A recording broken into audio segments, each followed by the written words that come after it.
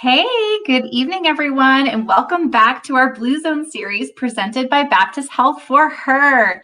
I'm excited that you all are with us this evening again for, I believe it's our fourth or fifth session. I think I lost track. Anyway, each Tuesday and Thursday of the month of May, we are doing a discussion on the Blue Zone Power 9. And tonight we're talking about Plant Slant and the 80% rule, which we'll certainly get into in a couple minutes. But I just want to remind everyone that also this series is leading into our Sisiski Kleppinger Endowed Annual Lecture for Women's Health, which is on June 3rd at 6 p.m. So in the link above us, and I'll put it in the comments too, be sure to register because we're going to be talking about how food is medicine, which will be very interesting.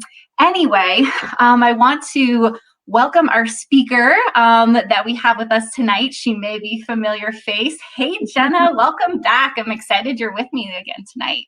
Good evening, Jean, and any of the ladies joining in tonight. It's always a pleasure to be with you, and especially when we're whipping up something in the kitchen together. Yes, and I feel like by now we should, have a name for a duo, some kind of dynamic duo, right? Yes, I like it. We'll work on that. We'll work on that one for next time. But Jenna, Plant Slant and 80% rule. This one really piqued my interest. And I know in the talks we've had in the past, we've talked a lot about living plant forward, but I'm really curious about kind of the Blue Zone perspective of this, right? So could you, let's get into it. What are some of the key food and eating practices of people in the Blue Zone? Yeah, great question. So within these Blue Zone cultures, which are quite diverse and in different parts of the world, they've found some commonalities in the way they eat and really approach overall nutrition. And so this plant slant idea is that the majority of these cultures eat predominantly plant-based foods, 90 to 100%, depending on the cultures. But it's common for them to have meat or animal products, but they're used more as special occasion foods or as flavoring agents. So I know that's a big change for a lot of American or Westernized diets, but it's something for us to consider and to move towards more of a plant slant. And that little phrase is just kind of fun and catchy. And even just thinking about your meal as you're planning it, a lot of times we start with the protein and work our way to the vegetables, and flipping that and say, okay, what's my plant slant going to be for this meal? Start with that, anchor your plate in that way, and then have your protein be your finishing piece of it. Yeah, that's great. And 90 to 100% plant. Wow, that's different for sure. What are some, I know we may have talked about this in the past, but what are some of the health benefits of having just more plants in your diet? Well, in this situation, and what we're looking at in the Blue Zone way of life, is that it's highly connected to greater longevity, a lower incidence of disease. And one of the things they found, surprisingly, even in these older centurions that are in these populations of Blue Zones, is that the incidence of dementia is significantly low, if non-existent. So that's a really cool protective benefit for this style of eating as well. Yeah, that's wow, great statistics there. Yeah, sharp brain comes from more plants. Sharp brain, more plants. So what are the key components? I know you mentioned, mostly plant, but what are those key, I guess, habits that those who live in the Blue Zones do, to incorporate these plants into their meals each day? So one of the things that they all do across different cultures that I think is really easy for us to implement even right away is that they have a daily dose of beans. And so that's an anchoring point of protein for them, as well as whole fiber rich foods. And I think it's really easy for us to get kind of slotted into, oh, these are the kind of beans I like and eat. But there's so many different varieties of beans and pulses, honestly, which shapes us into our lentils group as well, that it's really easy to have a lot of variety. And if we pay attention to their nuances, they actually do have unique flavors and textures, and we can do some really interesting things with different types of beans. And I'm not going to give it away quite yet, but we're using a bean that maybe you don't think about eating except for one time of the year today, or one time of the year. And we're going to show you a really fun way to enjoy that all year round. Okay, Yeah. so we got beans. That's one of the things. Another crucial component is that olive oil is their staple oil. Now, this is something I think a lot of people know. It's a healthy type of oil, but they have a pretty high intake of it, 5 to 6 tablespoons a day. And Wow. I'm not necessarily saying that that's what we should do, because some other switches I think need to happen to really make that effective for you.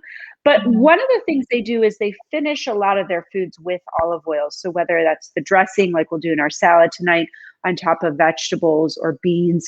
So they're not just cooking with it, but it's a flavoring agent added in. And it's that fat, which everyone will admit, a fat in food makes it taste really delicious. So Yes, they're it does. leaning on this wonderful plant-based oil with a lot of health benefits to still bring that satisfaction from their food from fat, but it's also a really nutritious oil as well. So that's one of the components.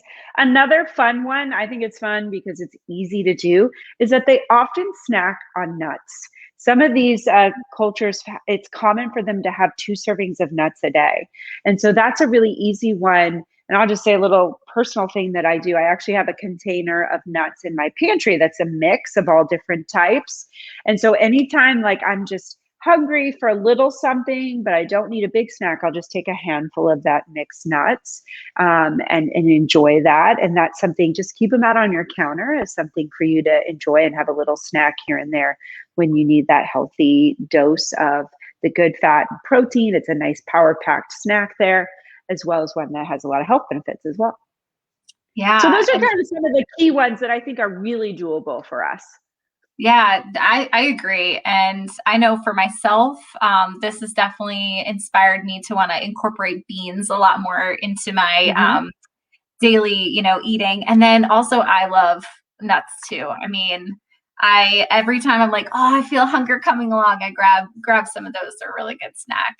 Yeah, Um, absolutely. that, that's great. And so I know it's not just about what we eat, but also, or what the blue zone cultures eat, but also how they eat, right? Hmm. Is Hmm. another area that's important for us to kind of touch on. So that comes in that 80% rule. Could you define that for us and kind of what maybe some other things that the people in the blue zones do? Yeah, this 80% rule, I think, is a really cool concept that we see across these cultures and is a really good one for us to practice in our daily life. And so the 80% rule is just encouraging people that when you feel about 80% full, that's a good time to stop eating. It's a mindfulness tool. I mean, for us, we'd really have to kind of lock into how we're feeling, because I think a lot of people are not used to that 80% feeling. You could also describe it as being satisfied, but not physically full. Hmm. It's one of those things you kind of got to feel for yourself. But I think a lot of people, myself included, we tend to eat until we feel physically full. The feeling of kind of distended belly, full belly. That's our cue to stop eating. When actually, if we stop just a little before that, we probably would have all the nutrition and energy our body needs, and not push ourselves to an excess amount of energy. One little cue that I use a lot of times with my clients, just to help them practice this concept and see how it might work for them, is just when you're at a normal meal, whether, whichever one it might be during the day, is just think about leaving a couple of bites behind that you would normally eat right through without thinking. And there's nothing magical to that, except that it makes you think and pause when you have those few bites left of, Hmm. am I full? Am I satisfied? Could I stop? Do I need to keep eating? And it's just that mindfulness moment to pause and evaluate that. And what I find is a lot of people, when they do this and practice it, because it's something you have to practice, it doesn't always come naturally or quickly, is that they begin to check in and say, oh, you know what? Last night when I did this, I wanted more, but I was okay. And I actually felt fine. I might have slept better, or it just felt better to my body. And so we can begin to practice what that feeling is like when we're 80% full as opposed to 100% full. So this is another really cool concept from the blue zones that I would encourage people to experiment with. Practice, try it on, see how that feels. What's the difference between you eating to 100% full versus 80% full? And it takes some mindfulness. So when you have that capacity to eat in that mindful way, you should definitely try to practice this and see how that feels for you. Because over time, it'll help naturally regulate the amount of energy and food and nutrition you get in your body. And to me, that's like a really powerful tool. All the other things are important too, but that's a really great take home point for us, I think. Yeah, definitely. And something I think I may try kind of in the future, because I know I'm always, oh, I was taught, hey, you have to finish your plate, right? Before you Mm-hmm. leave the Mm-hmm. table. But it's just a different way of thinking. So yeah, I think that's awesome. All right, Jenna. Well, anything else you wanted to add about the 80% rule or plant slant? Otherwise, I am ready to get cooking with you. I'm ready to, Jean, Okay. especially that it's a little late in the evening. And if anyone's waiting to eat, I definitely want to get this going for them. So I am actually going to be doing a recipe. I'll hold this a little closer so you can see, from the Blue Zone Kitchens book. This is a beautiful cookbook with gorgeous pictures in here. It's organized by the different zones. So it's a cultural trip around the globe for food. And all of these recipes are plant-based or vegan. So if you're looking to add something to your repertoire that helps you eat more plant-based, this could be a good one. And I'd say that these recipes range from easy to medium hard. So just to kind of give you a gauge, they're not all whip them up in a moment recipes, but there are many that are, including the one that we're doing today. And we got a little hack to even make it even easier. But this is it's a really beautiful one. There's also a lot of pictures, and there's education in here as well around a lot of the things we've talked about related to Blue Zone living with eating and that 80% rule. So it's a great one. So we're going to be making here, I'm going to hold it up just so you can see, a black-eyed pea salad with mint and onions. And so the reason that I chose this, which I told you, is that here in the South, we know black-eyed peas. We're very familiar with that, but we probably are only eating them one time a year, and that's on New Year's Day, right? For good luck. Yes. And so I wanted us to think beyond just New Year's Day and experience this bean in a way we could enjoy it all year round. This also is going to use some nice fresh herbs, which makes the salad feel springy and summery. And it's super easy as well. Simple ingredients coming together for some great flavor. So if you're ready, let's get started. And Jean is cooking along with me. Okay, so I got my salad bowl here with my ingredients, and I'm going to talk you through this as we go. So one little trick here, if you're making up a salad for dinner, or if you're taking it somewhere and you want to make the dressing, but you don't want to toss it in the salad so it wilts, all you do is make your dressing in the bottom of your bowl, and then put your ingredients on top, and then don't mix it till you're ready to serve. I learned that trick from a favorite chef friend of mine. And so we're going to do that trick today as well. So we're going to start with this recipe with 1/4 cup of extra virgin olive oil. So that's 4 tablespoons or 1/4 cup, whatever you got there. And mine's pouring a little bit slow here. And this is a great place for us to use that extra virgin olive oil.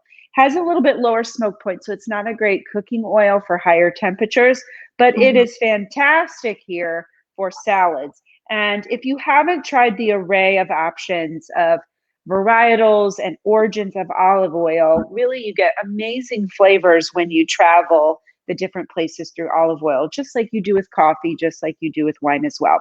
This is making me be very mindful because this is a very slow pour here. All right, so I got my 1/4 tablespoon of extra virgin olive oil. I'm going to put this down on the bottom here.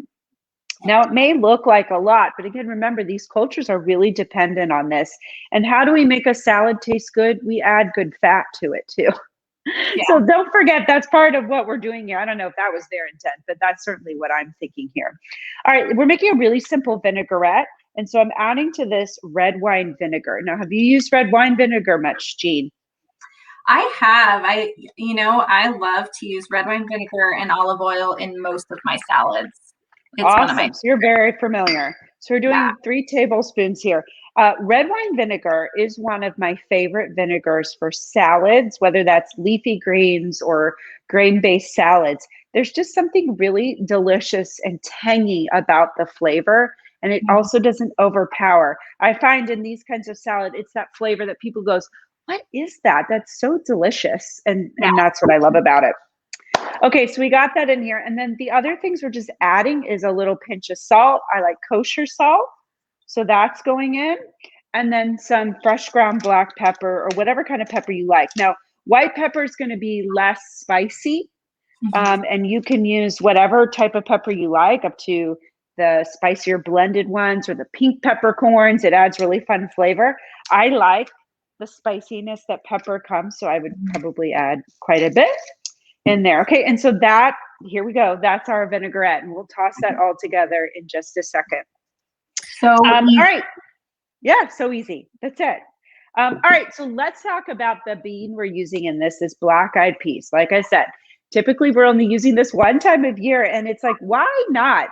And I'll be honest, I don't eat these very often. I'm not like, I didn't grow up in the South, so they're not naturally something I think of. But I got these canned. So for those of us here in Northeast Florida, at my Publix, I actually found it with the Latin Foods. It's the Goya brand. So you can buy these canned. So we just rinsed and drained them, which it couldn't be easier. You can also buy them. Dry and make them on the stovetop. I love making beans in the Instant Pot because they're super easy.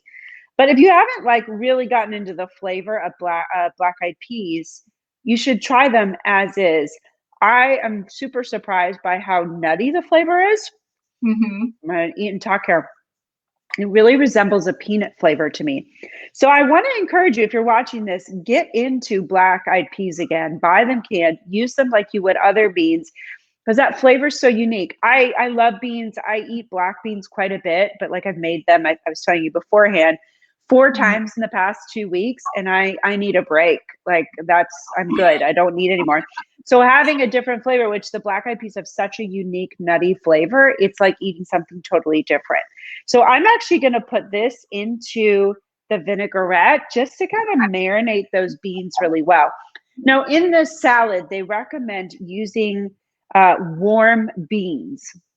And so what that's going to do is kind of help wilt our greens a little bit. And that helps if you're using something more bitter.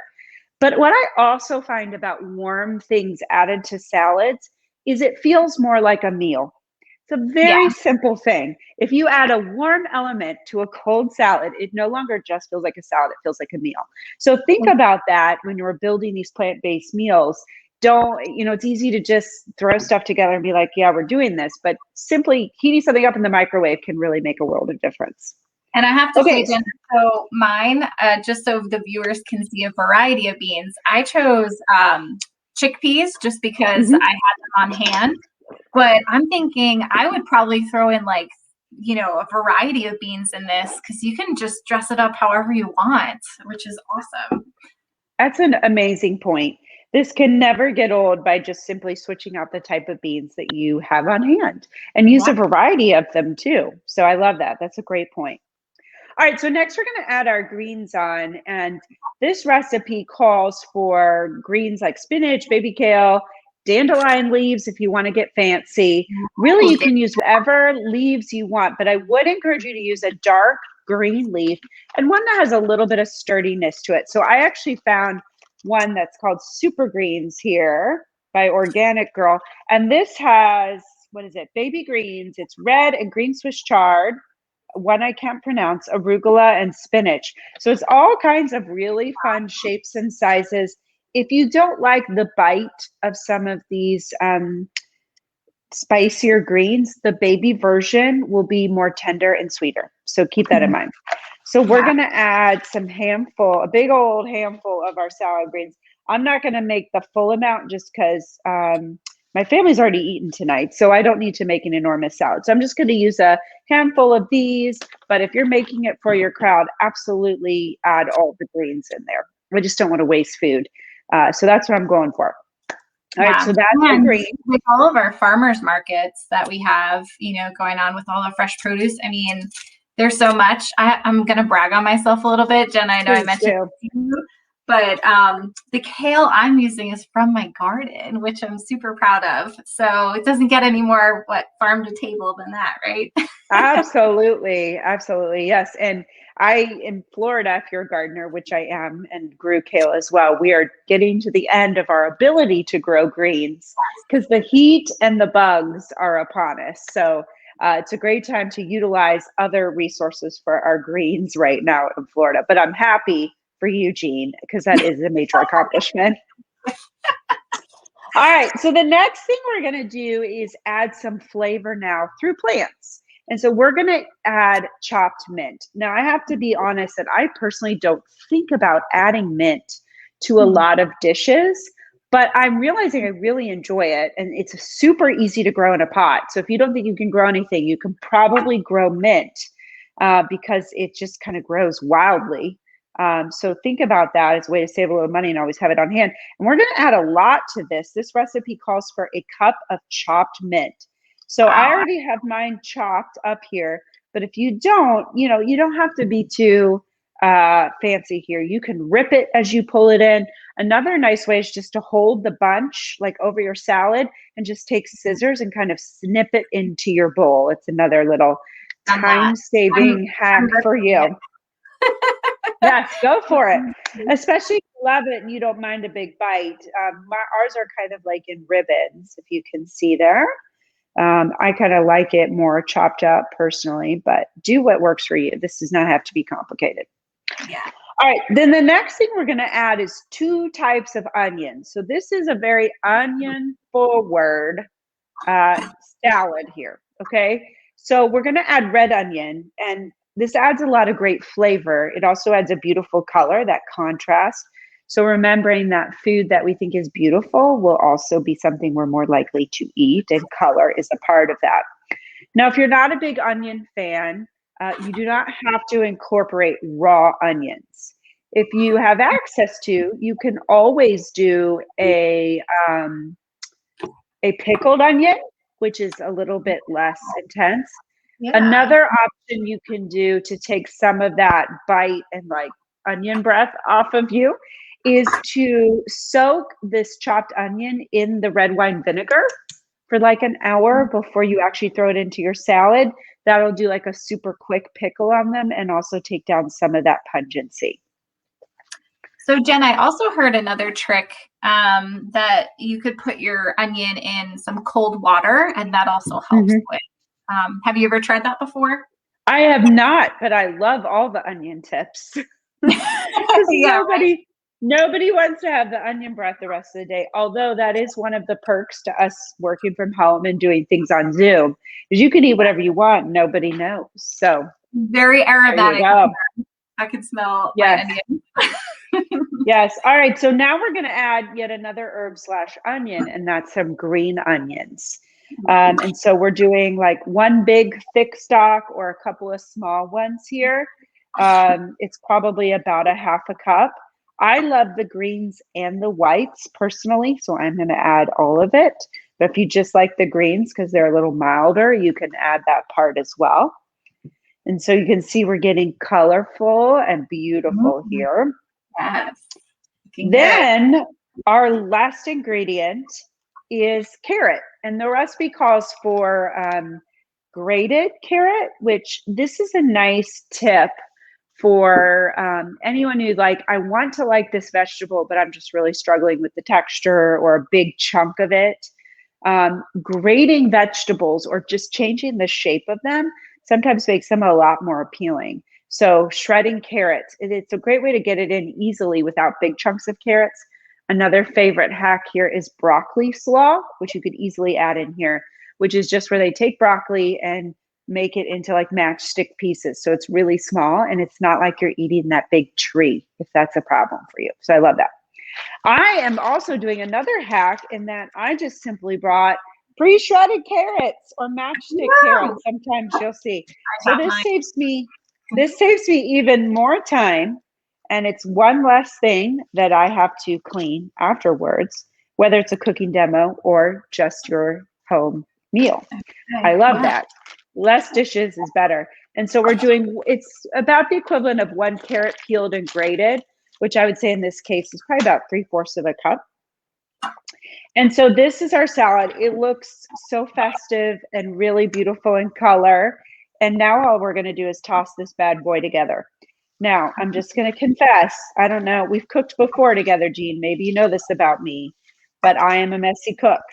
So there's a big possibility that I'm going to topside some of this, or capsize, that's the word, capsize some of this onto the side of my table. So if that's you too, and you have a hard time being neat and orderly in your kitchen, just know you're not alone.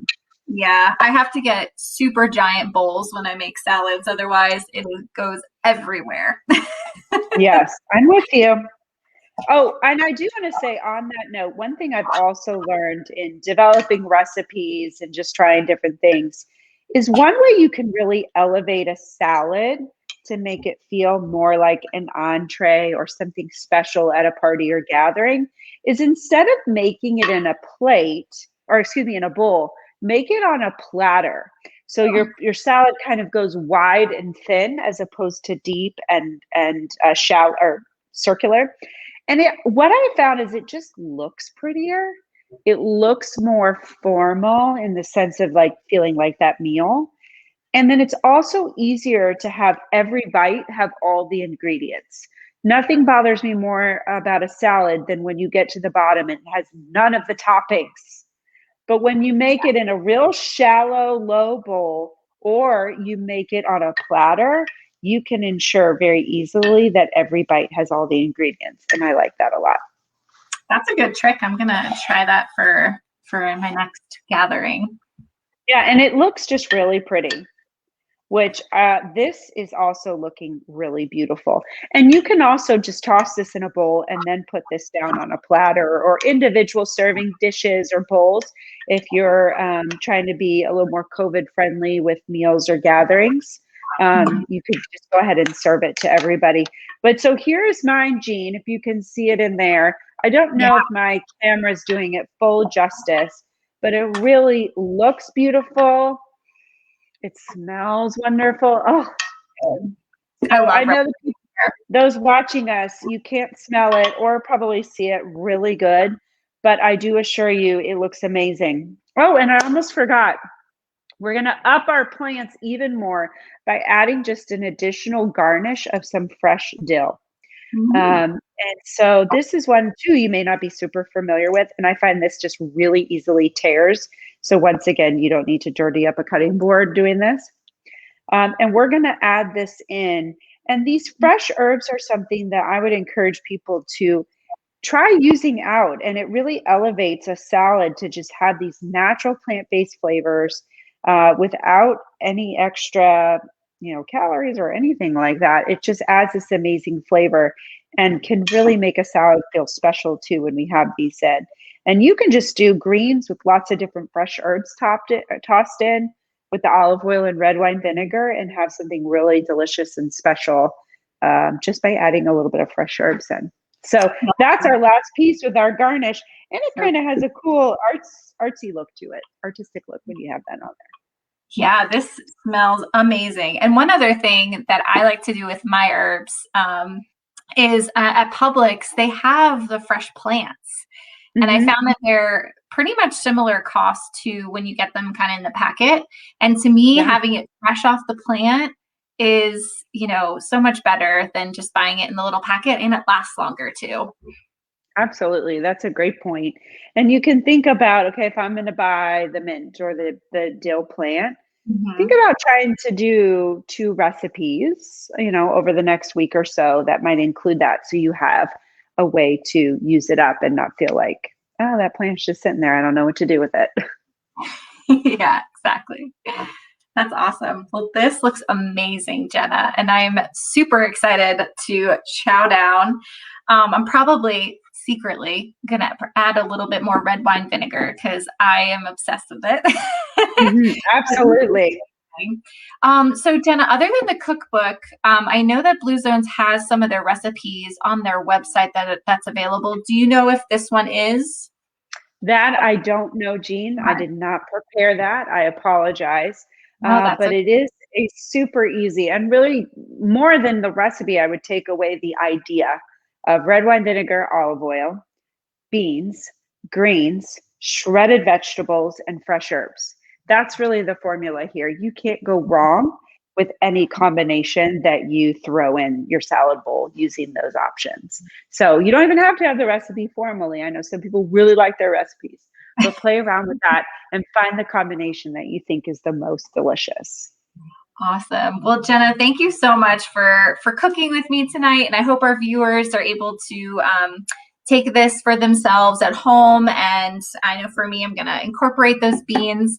But I just want to thank everybody for joining us tonight, and to remind you that we are live with our Blue Zone series every Tuesday and Thursday at 8 p.m. So join me again on Thursday. I'm going to be joined by Dr. Mona Shaw, and we're going to be talking about wine at 5 and right tribe, which I think will be a very interesting topic. And also, that sounds like a fun one, Jean. It does, doesn't it? I know everybody's curious about wine, right? Yes. That's what I'm most interested in. But also be sure to register for our Food is Medicine lecture, which is on June 3rd at 6 p.m. And I think that's it. Just be sure to tune in with us. But I want to thank you, Jenna, so much for your time and being with me here. And I hope everyone has a good evening. Good night, everybody. Thanks for joining us. Good night.